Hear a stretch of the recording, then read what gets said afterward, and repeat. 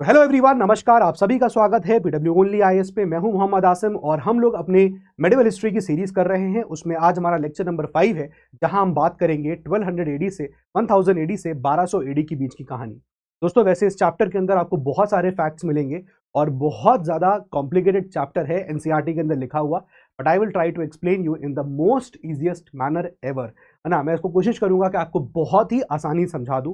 तो जो स्टूडेंट्स मेरी सीरीज को फॉलो कर रहे हैं उनको बहुत सारी बातें ऑलरेडी मेरी कनेक्टेड होंगी, तो मैं उनसे यही गुजारिश करूंगा कि आप इसको देखते रहिए और आज भी सेशन को थोड़ा सा पेशेंस रख के सुनते रहिएगा और आपको ये पूरा जो चिट्ठा है वो समझ में आ जाएगा। बेसिकली आज का चैप्टर दिल्ली सल्तनत के स्टैब्लिशमेंट से जो पहले चल रहा था भारत के अंदर या भारत के बाहर भी, वो हमें यहाँ समझना पड़ेगा और तभी हम समझ पाएंगे कि दिल्ली सल्तनत का स्टैब्लिशमेंट क्यों हुआ और कैसे हुआ, क्योंकि अगला ही चैप्टर हमारा दिल्ली सल्तनत के ऊपर यहाँ पर होता है। ठीक है, तो कैसे ये what were the conditions which led to the establishment of Delhi Sultanate, basically इस चैप्टर में हमको वो पढ़ना है। और चैप्टर का नाम हमको बता रहा है कि it's a age of conflict, यानी कि बहुत सारा कॉन्फ्लिक्ट, बहुत सारी लड़ाई जो है इस पर्टिकुलर पीरियड में सिर्फ हिंदुस्तान में नहीं, हिंदुस्तान के बाहर भी उस वक्त चल रही थी। तो हम समझते हैं कि किस प्रकार से व्हाट वर द सिचुएशंस, ये क्यों सिचुएशन, मतलब किस प्रकार से ये दिल्ली सल्तनत की एस्टैब्लिशमेंट यहाँ पर होता है। इस सेशन का पीडीएफ आप यहाँ से ले सकते हैं, ठीक है, और आपको संभव बैच के अंदर तो ऑलरेडी इसका पीडीएफ मिल जाए।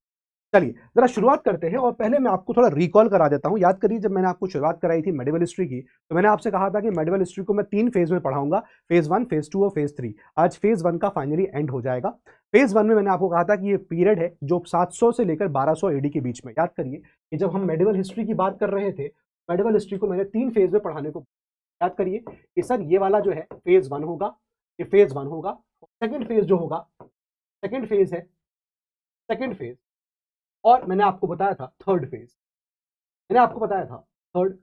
ठीक है, अब जरा इन चीजों को थोड़ा समझते हैं, समझ क्या लेते हैं, मतलब रिकॉल कर लेते हैं जस्ट। फर्स्ट फेज में मैंने कहा था कि फर्स्ट फेज वो पीरियड है जो आपका 700 से लेकर 1200 एडी के बीच का टाइम पीरियड होगा, और ये जो पीरियड है आपका वो आपका होगा from 1206 AD to 1526 AD, right वाला फेज हो गया। फिर उसके बाद जो थर्ड फेज है वो 1526 से लेकर 1707 एडी तक हो जाता है। ठीक है, 1760 एडी। ठीक है, तो it is as simple as that. मैं इसकी बात अभी करूंगा ही नहीं। हमने अभी तक यहाँ पर क्या डिस्कस किया हुआ है, यहाँ पर हमने क्या देखा है, मैंने भी कहा था कि इसमें हम लोग 2 पार्ट्स में देखें। एक तो वो पार्ट होगा कि भारत में, भारत के नॉर्दर्न एरिया में क्या चल रहा था, और फिर भारत के साउथ वाले पोर्शन में क्या चल रहा, राइट। और यहाँ पर जब मैंने बात करी थी तो डेफिनेट सी बात आपको याद होगा कि इधर हमने यहाँ पर पालास की बात करी थी जो कि बंगाल में थे। हमने यहाँ पर बात गुर्जर प्रतिहारास की करी थी जो आपको राजस्थान और गुजरात वाले एरिया से वहां पर रूल कर रहे थे। ठीक है, और ये एक साउथ में यहाँ पर एक पार्ट, एक यहाँ पर पावर थी और वो थी राजपूतों की, है ना, राजपूत। तो ये यहाँ पर ये 3 पावर्स हैं, ये तीनों पावर लड़ाई लड़ती है किसके लिए, कन्नौज के लिए। ट्रिपार्टाइट स्ट्रगल को हमने डिस्कस किया था नॉर्थ के पार, नॉर्थ में क्या चल रहा था, और इसको भी मैंने आपको जो डिवाइड किया था, पढ़ाया था, वो कहा था कि भाई यहाँ पर भी 2 फेज होंगे। हम जब नॉर्थ के ऊपर भी देख रहे हैं तो नॉर्थ भी हमने 2 पार्ट्स में एक तरह से पढ़ा हुआ है। एक पार्ट जो है नॉर्थ का वो वाला है, कौन सा, जो हमने पहला देखा था 700 से लेकर 1000 एडी के बीच की कहानी, जो हम ऑलरेडी डिस्कस कर चुके हैं, जिसमें मैंने आपको त्रिपार्टाइट स्ट्रगल के बारे में पढ़ा चुका हूं। ठीक है ना, मैं आपको त्रिपार्टाइट स्ट्रगल के बारे में ऑलरेडी पढ़ा चुका हूं। ठीक है, तो ये चीज आप अच्छे से रिकलेक्ट कर ही रहे होंगे। ठीक है, इसके बाद जो बात आती है वो आती है कि 1000 एडी से लेकर 1200 एडी की कहानी, जिसको आज हमें इस चैप्टर के अंदर, ठीक है, तो इट्स अ चैप्टर बेसिकली, आप देखो कि यहाँ खत्म हो रहा है और इसके बाद इस वाले पार्ट में हमें दिल्ली सल्तनत को स्टैब्लिश करना है। ठीक है, और अगर आपको मैं रिकलेक्ट कराऊं तो साउथ के अंदर हमने यहाँ पर इंपीरियल चोलास को भी डिस्कस कर लिया है, इंपीरियल चोलास को भी हमने डिस्कस कर लिया है। तो आज की कहानी हमारी ये वाली कहानी होने वाली है। तो चलिए इसको यहाँ पर अब स्टार्ट करते हैं और समझते हैं क्या सिचुएशन इस पर्टिकुलर पीरियड में लाइक कर रही थी। ठीक है, देखिएगा, अब इसको जब शुरुआत करते हैं ना, शुरुआत कर रहे हैं, तो मैं आपको कुछ चीज़ों को यहाँ एक्सप्लेन करना चाहता हूँ और वो चीज़ आप एक बार समझ लोगे, आप एक बार मैप समझ लोगे, आप वो टाइमलाइन समझ लोगे, तो आई थिंक ये चैप्टर आपके लिए बहुत ज़्यादा इजी होने वाला है। ठीक है, क्योंकि बहुत सारे नाम इसमें आएंगे, जैसे फॉर एग्जांपल आपको रशदन डायनेस्टी देखने को, रशदन कैलिफेट सिस्टम देखने को मिलेगा, आपको उमैयद नाम सुनने को आएगा, आप अब्बासिड सुनोगे, आप सेल्जुक सुनोगे, ख्वारिज्म सुनोगे, फिर आप कहीं गजनवीड और फिर आप गुरीद सुनोगे। तो ये एक्चुअली गजनवी और गुरीद ये कैसे फॉर्म हुए, ये कैसे आए, ये थोड़ा सा हम जानते हैं। वैसे आपके एनसीईआरटी में बहुत डेप्थ में दे रखा है ना, उतने डेप्थ में हमें जाने की जरूरत नहीं है, बट हमें समझ में ये आना चाहिए कि हाँ कैसे ये जो हम बात करते हैं ना महमूद ऑफ गजनी, तो ये गजनी कहाँ है ये, है ना, ये कैसे स्टैब्लिश हुआ, और फिर ये जो मोहम्मद गौरी ये गुरीद का था, तो ये कैसे आया, और वो भी आपको बताऊं महमूद ऑफ गजनी और मोहम्मद गुरीद, इनके बीच में 150 सालों तक कोई भी नहीं आया था। तो ये सब सिचुएशन क्या है इसको थोड़ा समझते हैं, और इसको समझने के लिए एक मैं आपको डायग्राम जो है इस चार्ट को आपको फॉलो करने को यहाँ पर बोलूंगा, ठीक है। इस चार्ट को जरा आप लोग मेरे साथ यहाँ पर करिए, ठीक है।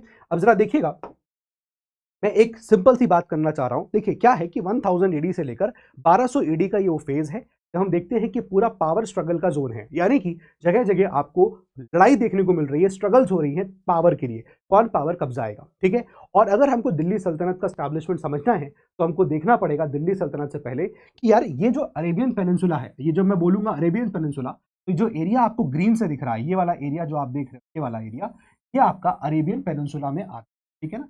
ये आपका एक अरेबियन पेनिनसुला वाला एरिया हो गया, राइट। तो यहाँ क्या चल रहा था हमको वो समझना है।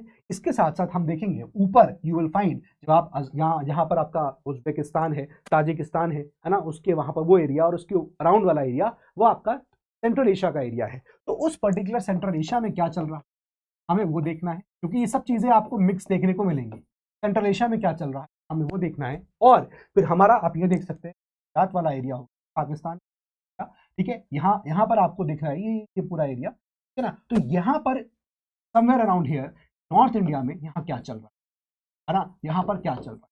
ऑब्वियस सी बात है कि अगर हम समझना है कि भाई इस्लाम का यहाँ पर कैसे एडवेंट हुआ, तो जाहिर सी बात है कि अभी आप जो देख रहे हो ये वाला जो एरिया है, यहाँ पर ये वाला जो एरिया है अभी काफी दूर है यहाँ से इस्लाम, और ये कैसे धीरे धीरे वहां तक पहुंचा, थोड़ा इसको हमें समझना पड़ेगा। देखिए सिंपल सी बात क्या है कि 7th सेंचुरी में इस्लाम का उदय होता है। इसको थोड़ा समझाता हूं मैं आपको कि कैसे ये चीजें चलती हैं, तो इस टाइमलाइन को समझने की कोशिश करिएगा, ठीक है। Please try to follow this timeline, और टाइमलाइन आपको हेल्प करेगा चीजों को समझने में, ठीक है। बहुत सारे वर्ड्स आपको उसमें मिलेंगे, लेकिन I will try to explain you in the most easy way possible. देखिए हम शुरुआत करते हैं यहाँ से, दैट इज 570, और ये 570 एडी का टाइम है जब प्रॉफिट मोहम्मद का यहाँ पर बर्थ होता है ना। प्रॉफिट मोहम्मद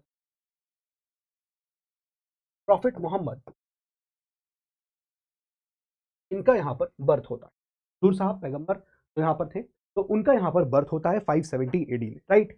और 570 एडी के बाद मतलब इनिशियली आप देखोगे कि इनिशियल डेज में उनको पता नहीं चला, उनको बताया गया कि दैट वो जो है वो लास्ट मैसेंजर हैं अल्लाह के, गॉड के, वो लास्ट मैसेंजर हैं। तो उसके बाद चीज़ें डिफरेंट हुई, बट जब इनिशियली में आपको देखो 570 एडी में इनका बर्थ होता है, एंड इनकी डेथ जो हो रही है वो हो रही है somewhere around, you will find that 632 AD के आसपास डेथ हो जाती है, ठीक है, जिसको हम वफात कहते हैं, ठीक है। वफात 632 एडी हो जाती है। अब बात यह है कि जब इनकी डेथ होती है तो इसके बाद एक सवाल ये उठ जाता है कि भाई अब यहां से कौन जो है वो कैसे इस्लाम यहां से आगे बढ़ेगा, क्योंकि प्रॉफिट मोहम्मद के टाइम पे जो इस्लाम था वो मजहब जो है फैल चुका था और फैल रहा था, है ना, और वो पूरा फैल चुका था, इस्लाम जो है मुकम्मल हो गया था, ऐसा बोलते हैं। तो अब बात यह है कि जब उनकी यहाँ पर डेथ होती है, उनका वफात होता है प्रॉफिट मोहम्मद का, जो कि लास्ट मैसेंजर होते हैं, उसके बाद कैसे सिस्टम चलेगा इस्लाम के आगे, ये एक बड़ा क्वेश्चन मार्क था, क्योंकि अभी तक तो प्रॉफिट मोहम्मद जो थे वो लीड कर रहे थे इस्लाम को, है ना, हर तरफ इस्लाम फैल रहे थे, इस्लाम को फैला रहे थे, और अब इसके आगे चीजें कैसे चलेंगी ये एक बड़ा क्वेश्चन मार्क था। तो यहाँ से सिस्टम जो डेवलप होता है इसके बाद वो होता है कैलिफेट सिस्टम। कैलिफेट सिस्टम में यहाँ पर ये इस पॉइंट पे एक बड़ा क्वेश्चन मार्क ये उठता है, भाई नाउ कौन आगे बढ़ाएगा। तो दो यहाँ पर व्यू थे। एक व्यू ये था कि भाई जो प्रॉफिट मोहम्मद के फैमिली लाइन के लोग हैं वही इसको आगे बढ़ाएं, है ना, वही यहाँ पर लीड करें। तो जो लोग ऐसा मान रहे थे, एक तो ऐसे लोग थे, कुछ लोग ऐसे भी थे जो ये कह रहे थे कि नहीं नहीं, जो प्रॉफिट मोहम्मद के क्लोज कंपेनियन हो, कोई इनके साथी रहे हो, उनको यहाँ पर लीड करना चाहिए। तो ये दो पॉइंट ऑफ व्यू इस पर्टिकुलर पीरियड ऑफ टाइम पे निकल के आया कि इस्लाम आगे कैसे बढ़ेगा। तो यहाँ पर जो मैक्सिमम जनता थी इस वक्त यही कह रही थी कि जो उनके कंपेनियन है उनको यहाँ पर होना चाहिए, उनको लीड करना चाहिए। तो यहाँ से शुरू होता है कैलिफेट सिस्टम, और इस कैलिफेट सिस्टम को जहाँ शुरू होता है उसको यहाँ पर कहा जाता है रशिदियन, तो कहा जाता है रशिदियन कैलिफेट सिस्टम, ठीक है। अब इस रशिदियन कैलिफेट सिस्टम के अंदर यू विल फाइंड कि यहाँ पर you will find 4 basically caliphs यहाँ पर हुए, जिनको हिंदी में खलीफा कहा जाता है, कैलिफ्स, ठीक है।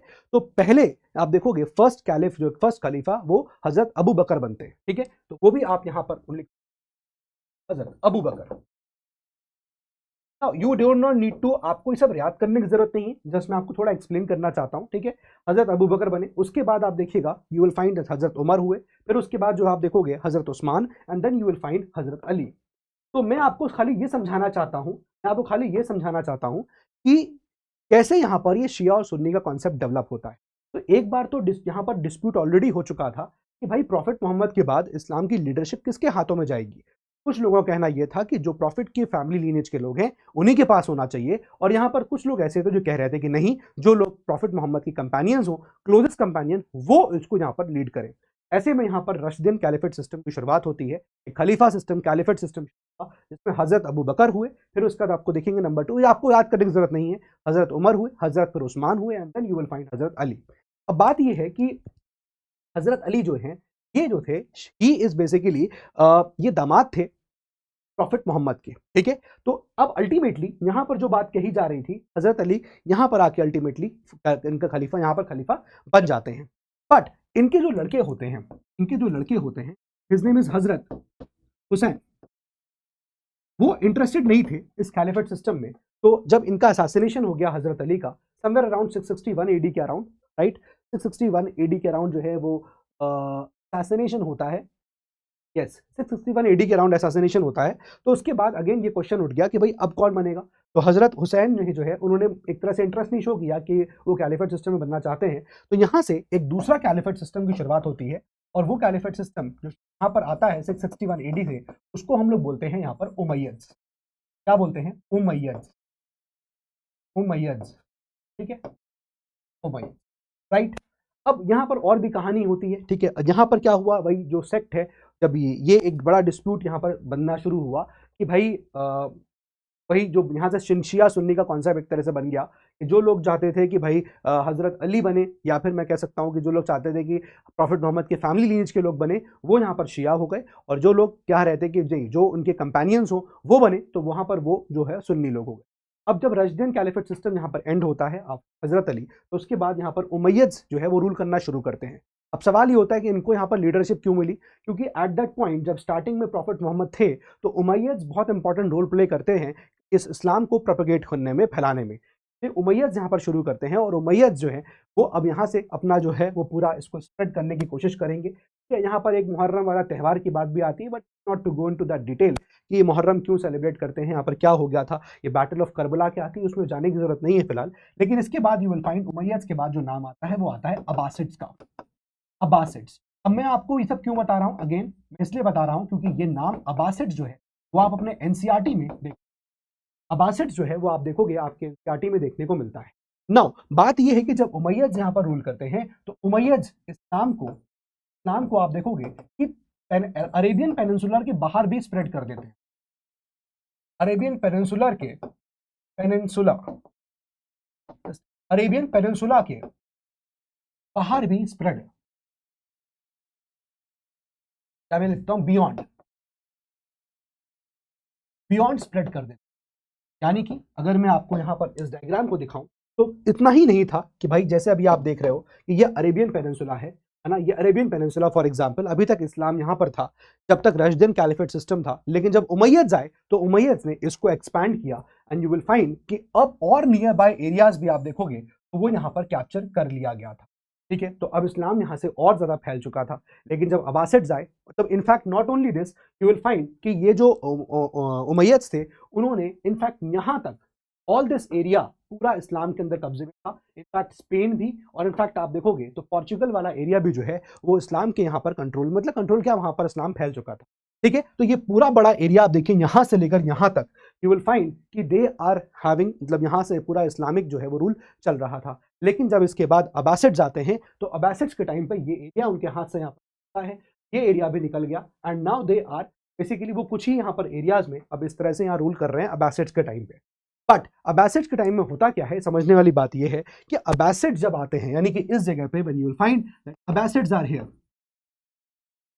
इन्होंने एक बड़ा यहां पर डेवलपमेंट ये कर लिया, as a central authority of Islam, वो उन्होंने अपने आप को स्टैब्लिश कर लिया। इन्होंने क्या कहा, अब इन्होंने देखा कि इनकी पावर डिक्लाइन हो रही है, तो जो एरियाज इनसे इंडिपेंडेंट हो गए थे, या फिर ये वाला एरिया भी बहुत स्ट्रांगली इनके हाथ में नहीं, यहाँ के जो गवर्नर्स हुआ करते थे, यहाँ के जो गवर्नर्स होते थे, इनसे इन्होंने कहा कि ठीक है, what is now going to happen is कि हम लोग जो है वो आपके रिलीजियस हेड रहेंगे, ठीक है, हम आपके रिलीजियस हेड रहेंगे और हम आपके पॉलिटिकल हेड रहेंगे।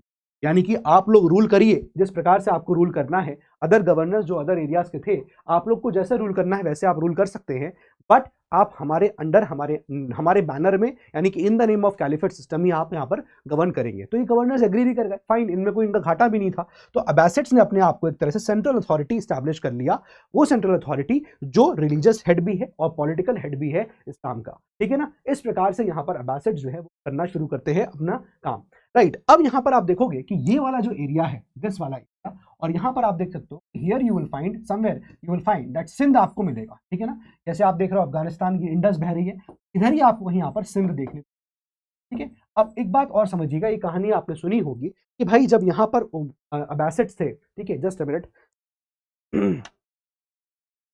इनफैक्ट जब यहाँ पर उमैयद्स थे, नॉट अब्बासिड्स, इससे पहले उमैयद्स थे, तो उमैयद्स आप देखने को मिल रहा है कब है, अराउंड, सॉरी, यस, तो आपको देखने को मिल रहा है कि ये 661 एडी के आसपास से आ गए हैं। और अगर मैं उनके अब्बासिड्स की बात करूं तो अब्बासिड्स शुरू करते हैं 750 एडी के अराउंड, 750 एडी के अराउंड अब्बासिड्स की शुरुआत यहाँ पर होती है।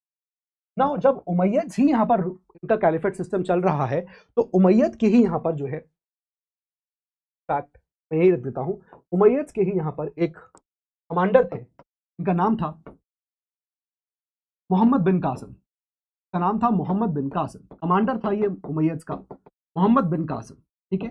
और उसी वक्त आप देखोगे कि भारत का जो इंडियन सबकॉन्टिनेंट का एरिया है, सिंध वाला है ना, जिसकी बात मैं यहाँ पर कर रहा हूँ, ये वाला एरिया, तो सिंध में आप देखोगे इधर you will find that Dahir was the, राजा दाहिर थे यहाँ पर, he was in the area of Sindh, नाम था दाहिर। तो जब अब्बासिड से पहले यहाँ पर उमैयद थे, उमैयद के टाइम पे ही ये अटैक देखने को था जो सिंध के ऊपर किया गया। ऐसा क्यों? ऐसा इसलिए कि जो अरेबियन पेनिनसुला से ट्रेड होता था इंडिया के लिए, ये ट्रेड चलता था, लेकिन यहाँ पर ये जो दाहिर होते थे, ये लोग थे, जो दाहिर था उसके जो लोग थे यहाँ पर, वो इन शिपों को लूट लिया करते थे। तो बेसिकली इसको रोकने के लिए यहाँ पर ये अटैक उमैयद का सिंध के ऊपर होता है और सिंध के राजा को यहाँ खत्म कर दिया।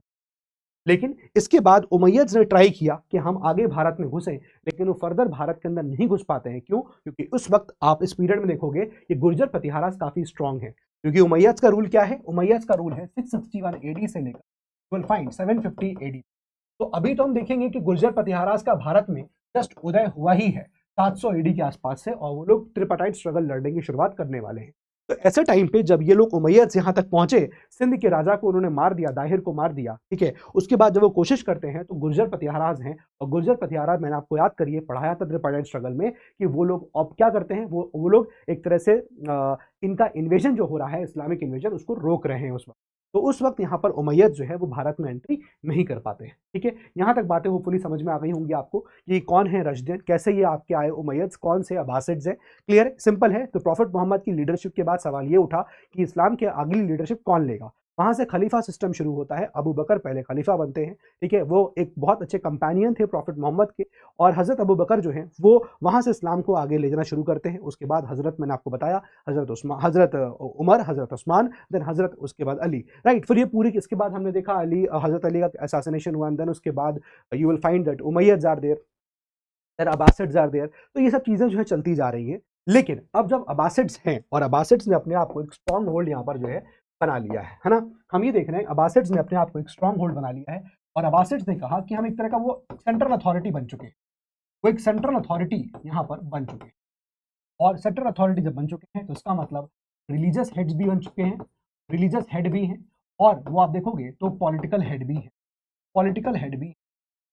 अभी तक यहाँ पर सिनारियो ये चल रहा है, लेकिन जब अब्बासिड्स भी डिक्लाइन करेंगे तो उसके बाद आप देखोगे कि जो भी यहाँ पर डायनेस्टीज बनी, अब्बासिड्स का रूल एक्चुअली काफी लंबा चलेगा, और उनका रूल आप देखोगे 1250 एडी के आसपास तक चलता है।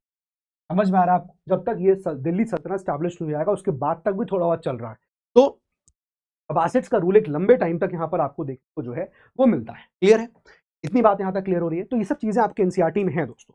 नाउ लेट मी सी कि मुझे और यहाँ पर क्या क्या चीजें आपको बतानी है, ठीक है। तो कैलिफेट सिस्टम जब डिक्लाइन होता है तो जैसा मैंने आपको कहा कि बहुत सारे इनके बाद यू विल फाइंड कि जब अब्बासिड्स चल रहे हैं, यानी कि कैलिफेट सिस्टम हो गया, लेकिन अब्बासिड्स के पैरेलल आपको कई सारी डायनेस्टीज मिलना शुरू हो जाएंगी। अभी डायनेस्टीज क्यों फॉर्म हुई? बिकॉज मैंने आपको बताया, मैंने जस्ट आपको एक्सप्लेन किया कि ये लोग जो थे, जहां तक अभी ये इतने बड़े कैलिफेट में रूल कर, कैलिफेट चल रहा है इनका, और इसके अलावा जो स्टेट्स इनके पास थे जहां पर इनका थोड़ा बहुत इन्फ्लुएंस होता था, यहाँ पर जो जहां डायरेक्टली नहीं भले ही थोड़ा बहुत इनडायरेक्टली गवर्न कर रहे थे, तो उनके गवर्नर्स के साथ इनकी यहाँ पर क्या इन्होंने बोला कि भाई एक तरह से क्या आपको हमारे बैनर में ही आपको रूल करना है, इन द नेम, हम पॉलिटिकल हेड है और आप रूल करिए, जैसे मर्जी चाहे आपको रूल करना आप कर सकते हैं। ये सब बातें जो है यहाँ पर बोली गई। नाउ द पॉइंट इज कि ये जो अब्बासिड्स हैं, इन्हीं के टाइम पीरियड में और इधर वाले एरिया में यू विल फाइंड कि कुछ डायनेस्टी का उदय होना शुरू। You will find Khwarizmi is there, you will find ये ख्वारिज़मी के अलावा आप देखोगे सेल्जुक्स वहां पर हैं, समानिड्स वहां पर हैं, ठीक है, ये सब आए, और फिर ऐसे ही आपको गजनवीड्स और गुरिड्स भी देखने को मिलेंगे। ठीक है, तो इन सब चीजों को चलिए हम लोग यहाँ थोड़ा और समझते हैं, कि यहाँ पर ये कैसे शुरू होता है। अब देखिए, जब ये अब्बासिड्स आप देख रहे हो, let me just have a minute, एक मिनट, यस तो यहां पर जब अब्बासिड्स हैं तो you will find that in this particular area जो आप देख रहे हो, है ना, यहां पर यू विल फाइंड कि देयर इज अ डायनेस्टी जो इवॉल्व होती है, क्योंकि ये अब्बासिड्स कैलिफेट है, इनके अंदर कई सारी डायनेस्टीज भर रही है ना, कई सारी मतलब लोग होंगे जो अपनी डायनेस्टी स्टैब्लिश करेंगे, क्योंकि इन्होंने क्या किया था, इन्होंने ऐसा बोला था कि जो डायनेस्टीज, जो लोग हमारे डायरेक्टली कंट्रोल में है, उनको बोल दिया था कि भाई ये हैं आमिर, ठीक है, इनको बोला गया था दे आर आमिर, ठीक है, और जो इनके कंट्रोल से थोड़ा बाहर होते थे, इंडिपेंडेंट होते थे, उनको बोला जाता था सुल्तान, उनको कहा गया था सुल्तान। ठीक है, ये दो चीजें यहां पर आपको अच्छे से पता होनी चाहिए, कि क्लियर डिफरेंस पता होना चाहिए। आई होप यहां तक आपको बातें क्लियर हो गई होंगी। Now what will happen is कि ये वाला जो एरिया है, यहां पर आप देखोगे एक डायनेस्टी शुरू होती है, और वो डायनेस्टी है ताहिरिड डायनेस्टी। कौन सी? ताहिरिड डायनेस्टी शुरू होती है। देखो इसका बस जान लो, है ना, ये चैप्टर आपके लिए कुछ कुछ पार्ट्स इंपॉर्टेंट है, बाकी कुछ बस जानना जरूरी है। ताहिरिड डायनेस्टी होती है, और आपको कुछ इसके बॉर्डर्स पे यू विल फाइंड और कुछ डायनेस्टियां गवर्न कर रही हैं, जैसे you will find Safavid dynasty, you will find कि यहाँ पर समानिड डायनेस्टी भी है ना। जैसे मैंने क्या नाम बताया आपको, मैंने एक नाम बताया आपको कि यहाँ पर समानिड डायनेस्टी भी है, SAMANI, समानिड डायनेस्टी भी है, और यहाँ पर आपको सफाविड डायनेस्टी भी देखने को मिलेगी, सफाविड डायनेस्टी भी देखने को मिलेगी। स्पेलिंग देख लीजिएगा, एक बार चेक ही कर देता हूँ, SAFFRID, सफाविड डायनेस्टी भी आपको। ठीक है, तो अब धीरे धीरे over the period of time होता क्या है, मैं आपको समझाना शुरू करता हूं। प्लीज जरा देखिएगा, please look at this particular, फिर दिखा दूं क्या आपको, चलिए मैं इसी वाले में आपको, प्लीज अंडरस्टैंड दिस, देखिएगा। तो जैसा हमने देखा कि ये वाला पार्ट जो है वो आपका अरेबियन पेनिनसुला वाला पार्ट हो गया, ये आपका अरेबियन पेनिनसुला है, जहां पर अब्बासिड्स जो है, जहां पर अब्बासिड्स हैं वो रूल कर हो गया। ठीक है सर, ओके फाइन। अब यहां पर ऊपर मैंने क्या कहा था कि सेंट्रल एशिया का एरिया है, ये सेंट्रल एशिया का एरिया, एशिया में इधर आप देखोगे you will find one umpire जिसको बोलते हैं टर्किक अंपायर, टर्किक अंपायर, है ना, ये टर्किक अंपायर मतलब ये एरिया है जो टर्कमेनिस्तान के अराउंड था, वहां से ये टर्किक जो है और यहाँ पर देखने को मिलेगा। तो ये उज्बेकिस्तान वाला एरिया, तुर्कमेनिस्तान वाला एरिया, है ना, ये सब जो एरिया है इसके अराउंड और इसके ऊपर वाला एरिया वो सेंट्रल एशिया का एरिया है। तो वहां पर टर्किक अंपायर हुआ करता था। अब टर्किक अंपायर का रेगुलर बेसिस पे नीचे रेड होता था, रेगुलर बेसिस पे ये लोग आके नीचे रेड करते थे, सामान का लूटपाट करते थे और चले जाते थे, है ना। नाउ यू सी कि यहाँ पर ये जो अब्बासिड्स हैं ये रूल तो कर रहे हैं, बट ये अभी भारत, ये जो आप देख रहे हैं ना यहाँ पर इंडिया है ना, ये इंडिया का आपको गुजरात दिख रहा है ऑल दिस, यहाँ पर आप देखोगे कि ये आते हैं, रेड करते हैं और रेड करके वापस चले जाते हैं, रेड करके वापस चले, ठीक है। तो इसकी वजह से क्या हुआ कि इस वाले एरिया में बहुत बड़ा पॉलिटिकल मतलब एक इंस्टेबिलिटी देखने को मिल रही थी, पॉलिटिकल इंस्टेबिलिटी इस वाले एरिया में देखने को मिल रही है ना। और यहाँ पर हमेशा एक पावर स्ट्रगल देखने को मिलती है, जैसे कि आपको इधर मिलेंगे, फॉर एग्जाम्पल हम देखेंगे, you will find that, you will find, let me tell you, yes, यहाँ पर आप देखोगे सेल्जुक्स ट्राइब जो है ये आती है, ठीक है। यहाँ पर आप देखोगे कि सेल्जुक्स जो है, सेल्जुक्स, अब ये पावर में आते हैं इस पर्टिकुलर एरिया में, ठीक है। और फिर उसके बाद आप देखोगे कि यहीं पर ख्वारिज्म आ जाएंगे, ख्वारिज्म नाम तो आपने सुना होगा, ख्वारिज्म आ जाएंगे, ख्वारिज्मी अंपायर यहाँ पर। ऐसे ही आप देखोगे कि ये जो ट्राइब्स निकल के आ रही है, सेल्जुक्स हो गया, ख्वारिज्मी हो गया, यानी कि जो सेंट्रल एशिया से ट्राइब्स नीचे जो आ रही हैं, उन्हीं ट्राइब्स में से, एक स्लेव ट्राइब्स में से आप देखोगे देयर इज अ ट्राइब जो शुरू करता है अपने आप को, दैट इज गाजी ट्राइब, ठीक है। गाजी, गाजी बेसिकली यहाँ पर वॉरियर को बोल रहे हैं, ठीक है। और ये गाजी जो है यहाँ से शुरू करते हैं अपने आप को ये, और ये स्टैब्लिश करते हैं गजनवीड अंपायर, ठीक है ना, ये स्टैब्लिश करते हैं गजनवीड अंपायर, और गजनीविड अंपायर इसका कैपिटल भी आपको गजनी में बनाते हैं, ठीक है। यहां पर ये स्टैब्लिश हो जाता है, इसी प्रकार से क्या होता है कि अब ये सेल्जुक जब पावर से जाते हैं तो ख्वारिज़मी पावर में आ जाते हैं, ख्वारिज़मी पावर में है, गजनवीद पावर में है, इनके पीछे भी टसल चलेगा, ठीक है। और ऐसा होता है कि अब गजनवीद की पावर यहाँ से थोड़ा बढ़ना शुरू हो जाती है और यहाँ पर कई सारे इनके रूलर्स होते हैं, जैसे for example you will find Alptigin, Alptigin, Sabuktigin, Subuk, Sabuktigin, Sabuktigin, ये कुछ नाम यहाँ पर आते हैं जो बेसिकली कोशिश करते हैं वो भारत के ऊपर यहाँ पर एंटर करें और या इस वाले एरिया में भी यहाँ पर काफी ज्यादा हलचल मचा रहे होते हैं गजनवीड्स के अंदर, ठीक है। Then you will find here, you will find Mahmud of Mahmud Ghori, Mahmud of Ghazni. इसके अंदर जो है काफी तबाही होती है और जब ये पावर में आते हैं, महमूद गजनी पावर में आता है तो महमूद गजनी जो है वो काफी तबाही करता है, बड़ा एरिया जो है वो अपने कब्जे में कर लेता है, एक बड़ा एरिया अपने कब्जे में कर लेता है और एक टाइम आता है जब ये लोग पूरा एरिया ऐसे यहाँ पर रूल कर रहे होते हैं गजनी, ठीक है। लेकिन एट दैट पॉइंट आप देखोगे कि गजनी यानी कि महमूद गजनी का जब पीरियड खत्म होता है, ठीक है, तो ख्वारिज़मी अंपायर वहां पर आता है, यानी महमूद गजनी के बाद उसके सक्सेसर थे बड़े वीक सक्सेसर थे और जब सक्सेसर वीक होते हैं तो ऑब्वियस सी बात है कि जो एरिया है वो छोटा होना शुरू हो जाता है। यहाँ पर भी होता यही है कि ये वाला जो एरिया आप देखोगे कि ख्वारिज़मी के अंदर चला जाता है और ये वाला एरिया यू विल फाइंड ये गजनवीड के अंदर, गजनी के अंदर यहाँ पर होता है, ठीक है। और ये ख्वारिज़मी वही है जो याद करेगा जिसका लड़का था Jalaluddin Mangbarni, was the son of shah of Khwarizm और चंगेज़ खान जो है वो इसी को चेस कर रहा था जलालुद्दीन मांगबरनी को और जलाल मांगबरनी को, और उसको चेस करते करते भारत पहुंचा था और इल्तुतमिश ने तब मना कर दिया था उसको पनाह देने से, and that is how Iltutmish saved India from the wrath of Genghis Khan, right. वो भी हम लोग देखेंगे जब हम लोग दिल्ली सल्तनत पढ़ेंगे, बट अभी समझिएगा यहाँ पर था ख्वारिज़मी अंपायर, यहाँ पर था ख्वारिज़मी अंपायर, ठीक है। देखो यार मैं आपको पहले ही बोल चुका हूँ इस चैप्टर में बहुत सारी चीजें ऐसी हैं जो आपको शायद जरूर, बट स्टिल हम लोग उसको डिस्कस कर रहे हैं। तो ख्वारिज़मी अंपायर यहाँ पर हो गया और ये वाला जो एरिया आप देख रहे हो दिस वन एरिया, ये वाला एरिया यहाँ पर अभी भी गजनवीड इसको यहाँ पर रूल कर रहे हैं, ठीक है। गजनवीड जो है यहाँ पर इसको, गजनवीड जो है इसको यहाँ पर रूल कर रहे हैं। बात समझ में आ रही है, क्लियर हो रही है यहाँ पर बात ये, ठीक है। अब आगे बढ़ते हैं, ऐसी आपको एक यहाँ पर डायनेस्टी देखने को मिलेगी गुरीद। तो होगा क्या, जैसे यहाँ पर ये जब खत्म हो जाएंगे ऑल दिस पीपल, खत्म हो जाएगा पूरा एरिया, तो यहाँ पर आप देखोगे कि ये पूरा एरिया मतलब somewhere near about you will find कि यहाँ पर घुर से यहाँ पर घुरीड्स रूल कर रहे होंगे और मोहम्मद आपका ये जो मोहम्मद घुर है, मोहम्मद गौरी है, वो यहीं से आया हो, ठीक है। आई होप ये बात आपको हल्की फुल्की समझ में आ गई होगी कि कहानी किस प्रकार से यहाँ पर चल रही है, ठीक है। तो मोहम्मद बिन कासिम का जो अटैक हुआ सिंध के ऊपर, राजा था दाहिर, वो भी आपको क्लियर हो गया, ठीक है, मैंने आपको वो भी बता दिया।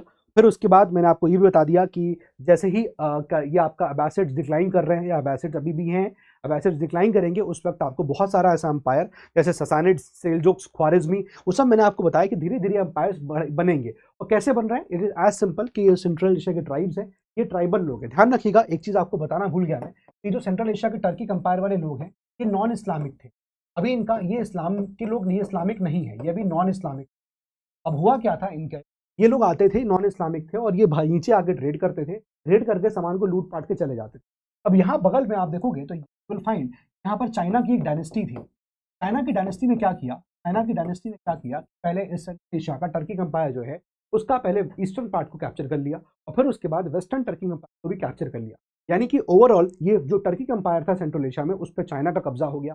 यहाँ के जो लोग थे वो जो अभी रेड करने आते थे, है ना, अब उनके पास अल्टीमेटली कुछ ऑप्शन बचा नहीं, है ना, तो वो क्या हो गए थे, वो जो रेड कर रहे थे वो एक तरह से जॉबलेस हो गए थे, उनके पास जॉब नहीं है कि भैया वो रेड करें क्योंकि अथॉरिटी चली गई है। तो जब ये लोग रेड करते थे तो बहुत सारे ऐसे टर्किक्स होते थे, वो लोग आके इस अब्बासिड्स अंपायर में ही मिल गए, क्योंकि पूरा अंपायर अब्बासिड्स का आप देख रहे हो, अल्टीमेटली अब्बासिड कैलिफेट आए और इस अब्बासिड कैलिफेट सिस्टम में ही ये सारी डायनेस्टीज उदय होती है। तो ये टर्की अंपायर आए और ये आके यहाँ पर छोटी छोटी डायनेस्टीज जो है वो स्टैब्लिश करना शुरू करते हैं, ठीक है। और यहीं पर शुरू होता है जब ये लोग आके मिलते हैं तो इनका ये जो अभी टर्किक लोग हैं जो नॉन इस्लामिक हैं, इनका इस्लामाइजेशन होना स्टार्ट होता है, इनका इस्लामाइजेशन होगा और इन्हीं का पर्शियनाइजेशन होगा, इन्हीं का पर्शियनाइजेशन होगा, इन्हीं का पर्शियनाइजेशन, ठीक है। आई होप ये बात आपको अच्छे तरीके से समझ में आ गई होगी कि दोनों का यहाँ पर इस्लाम मतलब इन्हीं का इस्लामाइजेशन भी होगा और पर्शियनाइजेशन भी आपको देखने को मिलेगा। क्लियर है, होपफुली ये बात समझ में आ गया। अब ऐसा क्यों, क्योंकि ये जो टर्किक लोग होते थे ना, जब ये लोग यहाँ रेड करने आते थे और जब ये रेड करने आए तो अब्बासिड्स ने उनको अपने यहाँ मिला लिया। अब ये पहले तो होते थे बड़े योद्धा, ये वॉरियर क्लास का है, इनके लिए भी मतलब लड़ाई वड़ाई करना इनके लिए भी एक स्पोर्ट्स होता था। और ये मतलब ये लॉयल बहुत होते थे, जिसके लिए भी काम करेंगे बहुत लॉयल काम करेंगे। तो ये क्या होते थे, पहले एक तरह से ये मार काट कर रहे हैं, पूरा वॉरियर क्लास है, सब कुछ है, लेकिन जब अब्बासिड्स में आए तो इनको नौकरी दी गई, और अब्बासिड्स में आके उनको नौकरी मिलती है पैलेस गार्ड्स की। ये पैलेस गार्ड्स की नौकरी करते हैं, आप सोचिए जरा, और यहाँ पर आके ये मर्सनरीज की काम करते हैं। मर्सनरीज, मर्सनरीज मतलब किराए पे लिए वाले जो सैनिक हुए, उस तरह से काम करते हैं। लेकिन because of the good capabilities, because of the potential, इनको जल्दी जल्दी यहाँ पर प्रमोशन मिलते हैं, ये कमांडर तक की पोजीशन में पहुंचते हैं, और फिर ये बहुत काफी स्ट्रांग होने लगते हैं। ठीक है, और यहीं से आप देखोगे कि यही लोग जो टर्किक लोग आए, और फिर अल्टीमेटली यही लोग फिर गजनवीड और गुरिड अंपायर को फॉर्म भी करेंगे आगे जाके। ठीक है, जो मैं भी आपको यहाँ पर बता रहा था। तो अब क्या है कि अब ये लोग यहाँ पर अब्बासिड से मिल गए, तो अब टर्क्स यहाँ पर भी हैं और ये टर्क्स इधर भी हैं। ये वाले टर्क्स नॉन इस्लामिक हैं, लेकिन ये वाले टर्क्स जो यहाँ पर आ गए, यहाँ पर काम कर रहे हैं अब्बासिड्स के लिए, यहीं पर ये क्या हो गया, इसका इस्लामाइजेशन हो गया, यानी कि ये इस्लाम में कन्वर्ट हो गए। अब बात यह है कि इधर भी टर्क्स हैं और इधर भी टर्क्स हैं, लेकिन जब इनके बीच में लड़ाई होती थी तो ये लोग ऐसा जरा भी फील नहीं करते थे कि हम लोग अपने ही लोगों के खिलाफ लड़ रहे हैं, कि यही तो इनकी खास बात थी, जो इनको जिसके लिए इनको मतलब काफी अपील किया, और अब्बासिड्स ने उनको अपने अपने आर्मी में रख लिया। कि जब ये लड़ते थे तो ये बिल्कुल भी नहीं सोचते थे कि हम अपने ही आर्मी के, हम अपने ही लोगों के खिलाफ लड़ रहे हैं। उस वक्त इनको लगता था नहीं, हमें तो अपने धर्म को प्रोपेगेट करना है, क्योंकि इनका इस्लामाइजेशन हो गया था, और ये अपने इस्लाम को प्रोपेगेट करने के लिए अपने लोगों से भी यहाँ पर लड़ रहे थे। तो ये चीज यहाँ पर टर्क्स, ये जो टर्किक लोग थे वो कर रहे थे। और धीरे धीरे जब इनका इस्लामाइजेशन हुआ है ना, इनका पर्शियनाइजेशन हुआ, यानी कि पर्शियन कल्चर इनके ऊपर अब हावी हो गया, तो अल्टीमेटली ये लोग जो हैं, ये यही इस प्रकार के जो टर्क के जो लोग थे वो धीरे धीरे पावरफुल होते हैं। और वही तरह आप देखोगे सेल्जुक अंपायर, ख्वारिज्मी, है ना, वही गुरीड्स, वही गजनवीड, वही गुरीड, ये सब अंपायर जो है यहाँ पर धीरे धीरे फॉर्म होते चले जाएंगे। आई होप ये आपको समझ में आ गया होगा कि किस प्रकार से गजनवीड और गुरीड अंपायर बना, बिकॉज ऑफ ये जो टर्क्स का यहाँ पर इन्वेजन होता रहा। आई होप इतनी सारी बातें आपको अच्छे समझ में आ गई होंगी। क्लियर है? तो ये लोग जो पहले यहाँ पर ये सिंपल मतलब ये रेड करते थे, और अब ये यहाँ पर पैलेस गार्ड्स और मर्सनरीज की जॉब कर रहे थे, और इनको धीरे धीरे प्रमोशन मिलता गया, और ये अपनी कैपेबिलिटीज पे लड़ते चले गए, एंड अल्टीमेटली बड़े बड़े डायनेस्टीज भी फॉर्म करते हैं। गुरीड्स हो गया, गजनवीड्स जैसे डायनेस्टीज को फॉर्म करते हैं। ठीक है, तो आई होप इतना आपको यहाँ पर बात समझ में आ गई होगी। अब जो मैं आपको यहाँ कुछ नाम बता रहा था टर्किक पीपल का, एक तो मैंने आपको बताया, मैंने आपको यहाँ नाम लिया नाम लिया मैंने आपको अल्प तगिन का, है ना, जिसकी कैपिटल क्या थी, उसने कैपिटल बनाई थी गजनी। ठीक है, अब मैं इन चीजों को मेंशन कर देता हूँ, वैसे तो मैं आपके लिए नोट्स ले आया हूँ, बट टर्किक पीपल की बात मैं यहाँ कर रहा हूँ। अगर आप तो दो तीन चीजें हैं, देखिएगा, जैसे मैं आपको टर्किक पीपल की बात कर रहा हूँ। टर्किक पीपल, तो ये टर्किक पीपल में कौन कौन से नाम आएंगे, इनमें नाम यही आएंगे। आपका जो नाम आता है दैट इज अल्प तगीन। अल्प तगीन, इसने अपनी कैपिटल बनाई, गाजी, सॉरी गजनी। ठीक है, इसने अपने कैपिटल बनाई गजनी, जो कि साउथ ऑफ काबुल जो है वो लाई करती है। इसने भी कोशिश करी भारत पे अटैक करने की, लेकिन कुछ भी सक्सेसफुल अटेम्प्ट नहीं हुआ। उसके बाद यू विल फाइंड एक और नाम आता है दैट इज सुबुक्तगीन,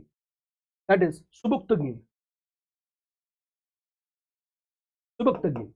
इसने भी कोशिश करी थी, लेकिन इसका भी अटेम्प्ट जो है अनसक्सेसफुल रहा। इसके बारे में कोई यहाँ पर हाँ एक बात ये बतानी है कि अच्छा इसका भी अटेम्प्ट अनसक्सेसफुल है, इसका भी अटेम्प्ट अनसक्सेसफुल, दोनों का अटेम्प्ट जो है भारत के ऊपर कैप्चर करने के लिए अनसक्सेसफुल। लेकिन इसका अगर कोई रीजन पूछेगा कि भाई ये दोनों अनसक्सेसफुल क्यों थे, कि क्यों अभी सक्सेसफुल नहीं हो पाए, तो उसका रीजन याद रखिएगा। रीजन है कि अभी भारत के अंदर पंजाब वाले एरिया में हिंदू शाही डायनेस्टी यहाँ पर रूल कर, हिंदू शाही डायनेस्टी है, और हिंदू शाही डायनेस्टी यहाँ पर अभी भारत के अंदर रूल कर रही है in the areas of Punjab वाला एरिया, वहां पर आपको साथ में देखने को मिलेगी। और कुछ पाकिस्तान के लाहौर वाले एरिया तक ये लोग जो है रूल कर रहे थे। इसका मतलब इन लोगों की जब कोशिशें करी गई तो Hindu Shahi dynasty is very strong, और हिंदू शाही डायनेस्टी जो है उसका कोई अभी तोड़ यहाँ पर देखने को नहीं मिल रहा है। लेकिन इसके बाद जब यहाँ पर आया, और इसके बाद जब आया महमूद गजनी, महमूद ऑफ गजनी, गजनी का महमूद आया, तो ये आप देखोगे तो भारत में ये रेड करना शुरू करता है। वैसे तो भारत बाहर ये देखोगे कि इस्लाम को प्रोपेगेट कर रहा है ऑल दीज थिंग्स, लेकिन हम इसको हमेशा याद कैसे करते हैं, हमेशा हम याद करेंगे कि ही वाज बेसिकली एक ऐसा व्यक्ति था जो भारत में आके उसने मंदिर तोड़े एंड ऑल दीज थिंग्स। तो महमूद गजनी को जब भी याद रखते हैं तो उसने कॉन्कर किया, बेसिकली सबसे पहले तो उसने रेड किया, कहा जाता है रेडेड इंडिया 17 टाइम्स, 17 बार उसने रेड किया, फ्रॉम नागरकोट टू सोमनाथ तक वो यहाँ पर रेड करता है ना। From Nagarkot to Somnath, you find that he raids it. लेकिन आप साथ देखोगे कि ऐसा नहीं है कि ये हमेशा से अनबीटन रहा या ऐसा रहा कि इसको कोई हरा ही नहीं पाया। In fact you will find that there is a South Indian king जिसका नाम है Vidyadhar Chandel. South Indian king है जिसका नाम है विद्याधर चंदेल, विद्याधर, ठीक है। ये साउथ इंडिया का राजा है। इंडिया का राजा ऐसे बताया गया कि इस साउथ इंडिया के राजा ने गजनी को, महमूद गजनी को कम से कम 2 बार बहुत बुरी तरह से फ्रस्ट्रेट किया और उसको क्या किया, एक तरह से उसको दो हैरेस किया, है ना। Harassed Ghazni twice, harassed Ghazni, Ghazni को 2 बार कम से कम यहां पर जो है हरास कर दिया, कम से कम किया। तो ये बात यहां पर महमूद गजनी की आती है। अच्छा एक बात और, इसके कोर्ट में यहां पर एक आदमी था, आपको पता होना, and he is Firdausi, who wrote Shahnameh. Shahnameh हमको इससे ही पता चलता है lot of things about the Delhi सल्तनत ऑल्सो, वो भी हमको मिलेगा, है ना। कैपिटल सिटीज और टेम्पल्स को वेल्थ की वजह से, वेल्थ की यहां मिलेगी, उसने यहां पर कैपिटल सिटीज को यहां पर रेड किया, कैपिटल सिटीज को रेड किया, ठीक है। उसने यहां पर टेम्पल्स को रेड किया, कैपिटल सिटीज को रेड किया, उसने यहां पर टेम्पल्स को रेड किया। तो इस प्रकार की चीजें जो है महमूद ऑफ गजनी की यहां पर हुई थी। आई होप ये बात आपको समझ में आ रही होगी। इनफैक्ट ये है कि महमूद गजनी ने जब अटैक किया हिंदू शाही डायनेस्टी, हिंदू शाही डायनेस्टी को जो है यहाँ पर हिंदू के राजा और मुस्लिम राजा दोनों का सपोर्ट यहाँ पर था, बट अल्टीमेटली देखिए आप देखोगे तो हिंदू शाही डायनेस्टी जो है वो यहाँ पर हार जाती, ठीक है। तो यहाँ पर महमूद गजनी जो है वो जीत जाता है, हिंदू शाही डायनेस्टी को यहाँ पर डिफीट कर देता है ना। हिंदू शाही डायनेस्टी जो है, Hindu Shahi dynasty got defeat, हार जाती। अभी तक जहां हिंदू शाही डायनेस्टी स्ट्रांग थी, अब हिंदू शाही डायनेस्टी हो जाती है, हार जाती है। और सबसे बड़ी बात यही होती है अभी हिंदू शाही डायनेस्टी की मदद करने बाकी भारत के जो रूलर्स हुए वो यहाँ पर सामने नहीं आते हैं। यहाँ पर ये है महमूद ऑफ गजनी। इसके बाद यू विल फाइंड यहाँ पर एक और रूलर होगा, एक मतलब अब क्या हुआ कि इसके बाद 150 साल तक कोई भी यहाँ पर नहीं आया और गजनवीड की जो पावर है अब वो धीरे धीरे सिकुड़ जाएगी। गजनवीड जो एक टाइम पे हम देख रहे थे ये बहुत बड़ा इनका पावर था, गजनवीड जो पूरे एक टाइम पे यहाँ पर रूल कर रहे थे, यहाँ से लेकर यहाँ तक रूल कर, इतना बड़ा टेरिटरी इनका था। लेकिन अब जैसे ही महमूद की डेथ होती है 1030 एडी में, उसके बाद यू विल फाइंड कि इनका अंपायर सिकुड़ने लगता है। क्यों? क्योंकि 1030 एडी में महमूद ऑफ गजनी की डेथ के बाद सक्सेसर्स बड़े वीक होते हैं गजनवीड अंपायर के, और धीरे धीरे ये अंपायर जो है सिकुड़ता चला जाता है। और एक छोटे से एरिया में अल्टीमेटली आप देखोगे एक बहुत छोटे से एरिया में यहाँ पर ये गवर्न कर रहा हो, ठीक है। बहुत छोटे से एरिया में ये, ठीक है। ये सब नाम मैं आपको लिखवा चुका हूँ, प्लीज देखिएगा। बहुत छोटे से एरिया में यहाँ पर आप देखोगे हल्का सा गजनवीड अंपायर आपको देखने को, लेकिन अब जो अंपायर दूसरा उदय हो रहा था, जिसकी बारी आ रही थी, मतलब अब जाहिर सी बात है गजनवीड अंपायर गया तो एक यहाँ पर बड़ा सा वैक्यूम क्रिएट हो गया कि अब इस पर्टिकुलर एरिया में कौन आएगा। तो यू विल फाइंड कि इस पर्टिकुलर एरिया को भरने के लिए आता है यहाँ पर कौन, ख्वारिज्मी अंपायर। आपको देखने को मिलेगा ख्वारिज्मी अंपायर जो है यहाँ पर इस जगह को भरता है। लेकिन धीरे धीरे ख्वारिज्मी अंपायर भी अपनी जगह छोड़ेगा और ख्वारिज्मी अंपायर की जगह यू विल फाइंड कि यहाँ पर अब धीरे धीरे गुरीड्स का रूल जो है वो शुरू हो जाएगा। गुरीड्स जो है कैपिटल घोर से जो है ये रूल करना शुरू करते हैं, और इसी का यहाँ पर जो रूलर है वो है यहाँ पर आपका मोहम्मद गौरी।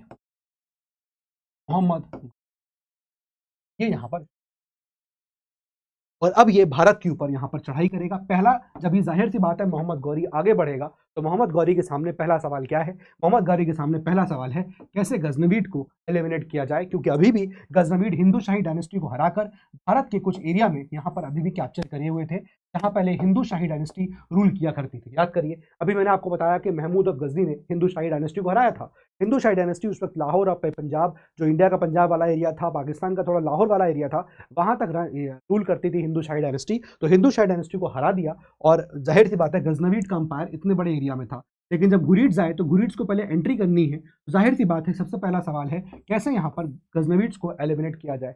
सबसे पहला टास्क यहाँ पर यही था, और मोहम्मद गौरी ने गजनवीड्स को पहले तो एलिमिनेट करके अब उसने अपना टेरिटरी जो है वो वही वहां तक पहुंचा लिया जहां तक पहले हिंदू शाही डायनेस्टी हुआ करती थी।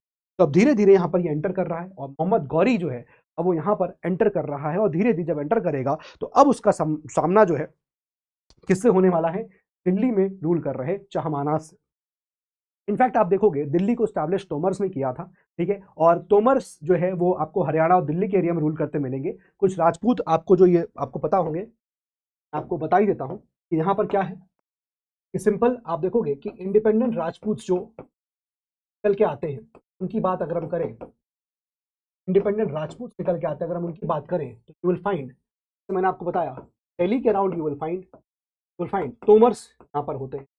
तोमर दिल्ली और हरियाणा के अराउंड जो है आप देखोगे तोमर्स होते हैं। फिर आप देखोगे ऐसे ही you will find that Chandelas rule कर रहे होते हैं। ये कहाँ पर होते हैं? कि बुंदेलखंड के एरिया के अराउंड जो है इनका रूल यहाँ पर होता है। ठीक है, ऐसे ही हम देखेंगे कि परमार्स का रूल होता है। You will find this is the area of Malwa, जहाँ पर परमार रूल कर रहे होते हैं। Similarly you will find Solanki's होते हैं। सोलंकी आपको देखने को मिलेंगे कि आपका जो गुजरात वाला एरिया है वहाँ पर सोलंकीज होते हैं। Similarly you will find that Garhwals भी हैं। तो इस प्रकार से ये इंडिपेंडेंट जो है ये राजपूत यहाँ पर हैं। और जब ये मोहम्मद गौरी का इन्वेजन होगा तो धीरे धीरे एक एक करके इनका सामना इनसे होता चला जाएगा। तो सबसे पहले अब दिल्ली पड़ा यहाँ पर। ऑब्वियसली पहले कोशिश करी गई मोहम्मद गौरी के द्वारा, और वो क्या करता है कि वो एक जाहिर सी बात है वहाँ पर एक माउंटेन रेंजेस हैं, तो माउंटेन रेंजेस के पास से निकल के आता है, और पास से निकल के आता है पहले वो गुजरात के ऊपर चढ़ाई करता है। ठीक है, और गुजरात के ऊपर जब चढ़ाई करना चाहता है तो उस वक्त देखोगे उसको वहाँ पर हरा दिया जाता है, यानी कि मोहम्मद गौरी की वहाँ पर हार हो जाती है।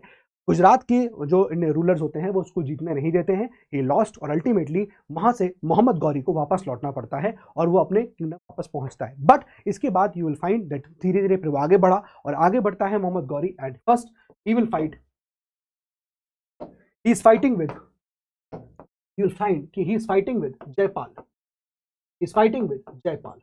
जयपाल से लड़ाई होती है, जयपाल है वहां पर। ठीक है, and then you will find similarly Jaipal के बाद you will find there is Anandpal. ठीक है, Anandpal, just a minute, let me have a look at it.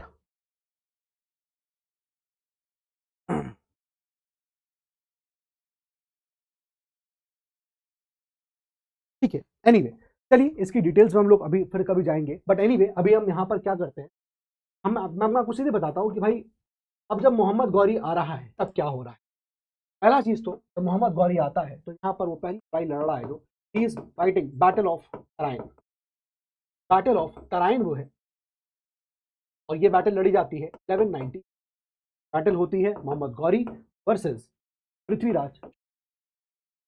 ठीक है, पृथ्वीराज चौहान, इनके बीच में पहली बैटल ऑफ तराइन हुआ। इसमें पृथ्वीराज चौहान वन एंड मोहम्मद गौरी, और ऐसा कहा जाता है कि बैटल फील्ड से एनी हाउ यहाँ पर मोहम्मद गौरी को उनका एक तरह से उनका उनके साइड वाला एक व्यक्ति जिसका नाम कुतुबुद्दीन ऐबक था, उसने जो है इनको बचा लिया, और anyhow he escapes, Mohammad Ghori को बचा के निकल जाता है। उसके बाद मोहम्मद गौरी तैयारी करता है दोबारा, बिकॉज जो हार यहाँ पर उसको मिली थी उसको दिन रात नींद नहीं आती थी, ऐसा कहा गया, उसने खाना पीना सब छोड़ दिया था। देन उसके बाद सेकेंड बैटल ऑफ तराइन फिर से होती है। Second battle of Tarain 1192। You will find कि यहाँ पर अब अगेन मोहम्मद गौरी और पृथ्वीराज चौहान की सेना आमने सामने होती है, तराइन में लड़ाई होती है। और लड़ाई बेसिकली जो होती है ना वो होती है, आप देखोगे तबार हिंद की जगह है, तबार हिंद बट्टा के पास, इसीलिए यहाँ पर जो है लड़ाई देखने को मिलती है। ठीक है, और यहाँ पर आप देखोगे कि मोहम्मद गौरी जो है वो क्या करता है, मोहम्मद गौरी बेसिकली जीत जाता है और पृथ्वीराज चौहान की यहाँ हार हो जाती है। तो ये है आपका सेकेंड बैटल ऑफ तराइन यहाँ पर हुआ। राइट, अब यहाँ पर यह भी था कि जो जयचंद था उसने एक तरह से जो कि आप देखोगे Jaichand basically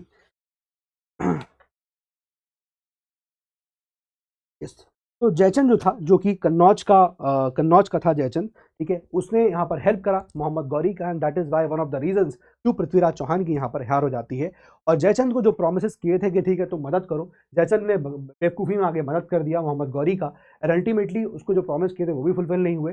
and then finally आप देखोगे तो Mohammad Ghori is fighting with Jaichand से भी उसकी लड़ाई होती है, जयचंद ऑफ कन्नौज। और ये लड़ाई जो है बेसिकली लड़ाई होती है battle of Chandawar 1194। Battle of Chandawar 1190। ये जो बैटल होती है 1194 में, बैटल ऑफ चंदावर, इसमें आप देखोगे कि जयचंद की हार हो जाती है, जयचंद फर्स्ट हार गया और जयचंद का भी चैप्टर यहाँ से क्लोज हो जाता है। क्लियर है, ये बात यहाँ पर आपको पता होनी चाहिए। अब इसके बाद मोहम्मद गौरी जो होता है वो यहाँ से आगे बढ़ता है, और अब जब वो आगे बढ़ेगा तो वो अपने गवर्नर्स को अपॉइंट करना शुरू करता है। जैसे for example you will find कि यहाँ पर वो कुतुबुद्दीन ऐबक को स्टैब्लिश करने के लिए देता है ये वाला एरिया जो आपका लाहौर वाला या दिल्ली वाला एरिया था, याल्दूस और कबाचा इसको दिया जाता है नॉर्थ वेस्ट वाला एरिया, और बख्तियार खलजी को दिया जाता है ईस्ट वाला एरिया टू कैप्चर। अब यहाँ पर यही है कहानी जो है इसमें बख्तियार खलजी की दी गई है। तो यहाँ पर ये कहानी है इसकी हो जाती है मोहम्मद गौरी की हो जाती है। के बाद जो कहानी होती है वो बख्तियार खिलजी की है। बख्तियार खिलजी की सिंपल कहानी यही है, आपके जो इसमें नोट्स में मैंने दिए हैं, नोट्स भी एडेड है, इसको आप देखिएगा। सिंपल कहानी यही है कि बख्तियार खिलजी जो होता है वो बढ़ता है, इंडिया में घुसता है, और वो यूपी दिल्ली होते हुए, दिल्ली को रेड करते हुए, यूपी बिहार रेड करते हुए निकलता है, नालंदा विक्रमशिला यूनिवर्सिटी को डिस्ट्रॉय करता है, and then he reaches Bengal. Bengal में उस वक्त वहाँ पर राजा होता है सेन डायनेस्टी का, लक्ष्मण सेन। ठीक है, लक्ष्मण सेन, वहाँ पर ये हिंदू डायनेस्टी होती है और last of the Hindu dynasties कही जाती है। तो ये लक्ष्मण सेन का वहाँ रूलर होता है, उसको वो हरा देता है, एंड फाइनली वहाँ पर भी आप देखोगे तो बख्तियार खिलजी अपना स्टैब्लिशमेंट करता है। लेकिन इसके बाद वो डिक्लेयर करता है कि नाउ आई एम इंडिपेंडेंट, मैं क्यों ही यहाँ पर मोहम्मद गौरी या गुरिद किंगडम के लिए काम करूं। आगे चल के आप देखोगे कुतुबुद्दीन ऐबक भी सारे कनेक्शंस गुरिद किंगडम छोड़ देता है ना, और वहां से दिल्ली सल्तनत की स्टैब्लिशमेंट होना शुरू हो जाता है, यहाँ पे दिल्ली सल्तनत आगे बढ़ने लगता है। आई होप यहाँ तक बात आपको समझ आए। सिंपल सी चीज़ें, इससे ज़्यादा कुछ इसमें है नहीं जो आपको समझना हो। तो बख्तियार खिलजी का इतना ही है ना, बाकी तो कुछ डिटेल्स उसमें दिए गए हैं, और बहुत ज़्यादा डिटेल में हमें अभी घुसना नहीं है। इतना जितना हमने बता दिया वही काफ़ी है कि बख्तियार खिलजी जाता है और पूरा यूपी बिहार होते हुए वो बंगाल पहुंचता है, बंगाल में लक्ष्मण सेन डायनेस्टी को हराता है, लक्ष्मण सेन वहाँ का रूलर होता है, उसको हरा के वहाँ पर कैप्चर कर लेता है। तो इस प्रकार से बंगाल के अंदर उसने अपना जो कंट्रोल है वो स्थापित कर दिया होता है। अब यहाँ पर एक टॉपिक और आता है इस चैप्टर के अंदर, आप देखोगे वो आता है राजपूत को लेकर। राजपूत के ओरिजिन को लेकर काफी कंट्रोवर्सी ऑलरेडी रहती है। 3 थ्योरीज हैं बेसिकली। एक थ्योरी है अग्निकल थ्योरी, इनके ओरिजिन को लेकर, कैसे ओरिजिन हुआ। तो मैंने आपको बताया था कि यहाँ पर जो है ऋषि वशिष्ठ जो है वो यहाँ पर क्या कर यज्ञ कर रहे होते हैं, और फिर वहाँ से ही देखोगे तो 4 ऐसे जो है वो ट्राइब्स, 4 ऐसे जो यहाँ पर क्लान्स निकल के आते हैं, और वो राजपूत होते हैं बेसिकली। यहाँ पर जो आप देखोगे सोलंकीज हैं, है ना, परमार्स एंड ऑल दीज, ये यहाँ पर निकल के आते हैं, चहमानाज हुए। ठीक है, तो यहाँ पर ये राजपूत का एक ओरिजिन की थ्योरी दी गई है। एक थ्योरी ये दी गई है कि भाई आप देखोगे तो वैदिक टाइम से ही आप यू विल फाइंड दैट ये लोग यहाँ पर जो है वो वैदिक टाइम से ही इनका जो है ओरिजिन रहता है। ठीक है, एक तो ये हो गया कि भाई वन सिस्टम के अंदर कैसे ये लोग असिमिलेशन हुआ इनका। ठीक है, एक इनकी होती है फॉरेन थ्योरी कि भाई ये जो हुण और जो शाका कुषाणों का जो इन्वेजन हुआ था उसमें ये लोग आए यहाँ पर, और फिर चूंकि ये लोग लड़ाकू थे, लड़ाकू वाले रेस थी, एक फाइटर योद्धा वाला क्लास था, तो इसलिए इनको जो है असिमिलेट कर दिया गया था क्षत्रियाज। तो यहाँ पर ये थ्योरीज हैं कि इनका एक डिबेट, जो डिबेटेबल इशू है राजपूत के ओरिजिन को लेकर, वो यहाँ पर रहता है। अच्छा, सेकंड वाला पॉइंट जो मैं वैदिक वाला पॉइंट कह रहा था, लेट मी कंप्लीट दैट, कि भाई ये कहा जाता है कि भाई इनको एंशिएंट डायनेस्टी से लिंक किया जाता है, कि भाई ये सूर्यवंशी फैमिली या चंद्रवंशी फैमिली को बिलोंग करते हैं। यानी कि सूर्यवंशी यानी कि सन की एंशिएंट फैमिली को बिलोंग करते हैं, चंद्रवंशी यानी कि मून की एंशिएंट फैमिली को बिलोंग करते हैं। तो ये सब चीज़ें जो हैं इसमें यहाँ पर बताई गई। नाउ वन मोर थिंग जो इसमें आपको पता होना चाहिए कि भाई राजपूत जो होते थे, हम इसको एंशिएंट टाइम से डिस्कस करते आ रहे हैं कि यहाँ पर ब्राह्मण्स को क्या करते थे, लैंड ग्रांट्स करते थे। ब्राह्मण्स को यहाँ पर क्या, उनको एक तरह से काफ़ी प्रिविलेजेस देते थे, है ना, जगह जगह चीज़ों में उनकी रहते होती थी, उनको यहाँ पर काफ़ी ज़्यादा तरह से चीज़ों में रिलीफ दे रखा था और उनको काफ़ी प्रिविलेज मिलते थे। तो इस वजह से इसके ऑल्टरनेटिव में ब्राह्मण्स ही होते थे जो इनको यहाँ पर एक तरह से वैलिडेट करते थे कि हाँ भैया ये यहाँ पर क्षत्रिय हैं। तो ये जो राजपूत ब्राह्मण अलायंस है यहाँ पर भी आपको देखने को मिलेगा, और ये यहाँ पर सोसाइटी में इस प्रकार से ये चलता रहा कि ब्राह्मण्स और ये राजपूत को क्या करते थे, इनको वैलिडेशन देते थे, और वैलिडेशन के बदले राजपूत जो है उनको यहाँ पर बहुत सारी लैंड ग्रांट्स और उनको अलग अलग तरह के प्रिविलेजेस और उनको अलग अलग तरह के रिलीफ्स जो है ब्राह्मण्स को यहाँ पर दिए जाते थे। तो एक तो इसके ऊपर यहाँ पर जो चीज़ें जो हैं वो दी गई हैं। ठीक है, तो इतना ही है। और इसमें एक आपको देखने को मिलेगा, एक आपको जो टॉपिक इसमें देखने को मिलेगा वो है टेम्पल कंस्ट्रक्शन को लेकर। ठीक है, तो इसमें एक छोटी चीज़ है मैं आपको बता देता हूँ जो आपको सिंपल है, ज़्यादा कुछ उसमें है नहीं। टेम्पल के यहाँ पर कुछ कुछ नाम है, तो फैक्ट्स हैं, फैक्ट्स को आप देख लीजिएगा, अपने मैंने नोट्स में यहाँ डाल रखे हैं। ठीक है, जैसे आपको एक मिलेगा temple style that is north का, एक आपको मिलेगा temple style that is south का, एक आपको मिलेगा साउथ का टेम्पल स्टाइल। जो आपका नॉर्थ का टेम्पल स्टाइल होता है उसको हम लोग यहाँ पर क्या, नगारा स्कूल ऑफ टेम्पल आर्किटेक्चर बोलते हैं। क्या बोलते हैं, नगारा स्कूल ऑफ टेम्पल आर्किटेक्चर, इसको यहाँ पर बोला जाता है। जो आपको साउथ में मिलता है उसको हम लोग यहाँ पर Dravida school of temple architecture, Dravida style बोलते हैं। ठीक है, और सेंट्रल वाला है जो आप कह सकते हो कि भाई यहाँ पर यू विल फाइंड तो विशेषवरा बोलते हैं। क्या बोलते हैं, इसको बोलते हैं विसारा स्कूल ऑफ। ठीक है, तो यहाँ पर ये 3 प्रकार के टेम्पल आर्किटेक्चर। हम नॉर्दर्न स्टाइल की बात करेंगे तो यहाँ पर जैसे आपको क्या मिलेगा, दिस इज योर गर्भगृह, ठीक है ना, जैसे गर्भगृह हो गया, यानी कि ये वो एक जगह है जहाँ पर डाइटी, जो मेन डाइटी है मंदिर के, वो यहाँ पर होते हैं। उसके ऊपर यू विल फाइंड क्या, उसके ऊपर यू विल फाइंड कि शिखर है ना, शिखर होता है इसके ऊपर। ठीक है, दिस इज शिखर, ये आप देखोगे दिस इज गर्भगृह। ठीक है, गर्भगृह जहाँ पर, जिसको सैंक्टम सेक्टोरम कहते हैं, यहाँ पर यू विल फाइंड कलश होता है, यहाँ पर यू विल फाइंड कलश होता है। टेम्पल आर्किटेक्चर और नॉर्दर्न स्टाइल बता रहा हूँ आपको। तो इसके बाद आप देखोगे यहाँ पर क्या होता है, दिस इज योर मंडप, है ना, इसको क्या बोलते हैं, इसको हम लोग बोलते हैं कि मंडप है, जहाँ पर ये प्रेयर हॉल है, सारे लोग जो है वो खड़े हो जाते हैं यहाँ पर, और यहाँ पर चीफ डाइटी आपको देखने को मिलेंगे, ठीक है। तो सब लोग इधर इधर फेस करके खड़े होते हैं। इसके बाद आपको मिलता है अर्ध मंडप, ठीक है ना, इसके बाद आपको मिलता है अर्ध मंडप। एक तो ये चीज होती है, राइट, अर्ध मंडप। और दूसरी बात, ये एक रेस प्लेटफॉर्म पे यहाँ पर बना होगा, एक रेस प्लेटफॉर्म पे होगा जिसमें सीढ़ी ऐसे यहाँ पर लगी होगी, ठीक है। तो कोई इस प्रकार का टेम्पल आर्किटेक्चर आपको देखने को यहाँ पर मिलता है। अब ध्यान रखिएगा कि ये जो आप देख रहे हो कर्विलीनियर होता है, ऐसा कर्व होता है, दिस इज बेसिकली कर्विलीनियर, है ना, यह आपका कर्विलीनियर हो। कुछ खास बात इसकी और भी होती है, जैसे for example you will find कि कोई बाउंड्री वॉल्स नहीं मिलेगी आपको, कोई गेटवे नहीं मिलेगा, कोई वाटर टैंक का प्रोविजन नहीं मिलेगा, क्या क्या चीजें नहीं है, कोई बाउंड्री आपको देखने को नहीं मिलेगी, कोई बाउंड्री आपको देखने को नहीं मिलेगी, आपको गेटवे देखने को नहीं मिलेगा, कोई आपको गेटवे देखने को नहीं मिलेगा, कोई वाटर टैंक का प्रोविजन आपको नहीं मिलेगा, ठीक है। ये जनरली आपको ऐसा देखने को यहाँ पर मिलता है, राइट। तो ये चीज है, होपफुली आपको ये बात भी यहाँ समझ में आ गई होगी। तो ओरली मैंने आपको ना बहुत कुछ इस चैप्टर में बता दिया है, बहुत कुछ मैंने आपको चैप्टर में बता दिया है दोस्तों। और अब बाकी ये हम देख ही चुके हैं।